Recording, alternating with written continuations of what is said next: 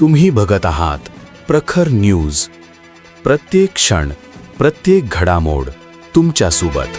बागलाण तालुक्यात महावितरणाच्या मनमानी कारभारामुळे शेतकरी त्रस्त झालेत. नवे निरपूर सब स्टेशन अंतर्गत येणाऱ्या गावांना कागदावर 8 तास वीज दाखवली जाते खरी, पण प्रत्यक्षात मात्र 1.5 ते 2 तास वीज मिळत असल्याचा आरोप शेतकऱ्यांनी केलाय. उन्हाची तीव्रता वाढल्याने कांदा पिकाला पाणी देणं गरजेचे असताना विजेच्या या लपंडावामुळे शेतकऱ्याचे मोठे नुकसान होत आहे. रात्रीच्या वेळी बिबट्याची दहशत असतानाही जीव धोक्यात घालून पाणी द्यावे लागत असल्याची तक्रार शेतकऱ्यांनी केली. वीज पुरवठा सुरळीत न झाल्यास महावितरण कार्यालयावर मोर्चा काढून आंदोलन करण्यात येईल असा इशारा स्थानिक शेतकऱ्यांनी दिलाय. प्रखर न्यूज साठी दीपक बागुल, कळवण.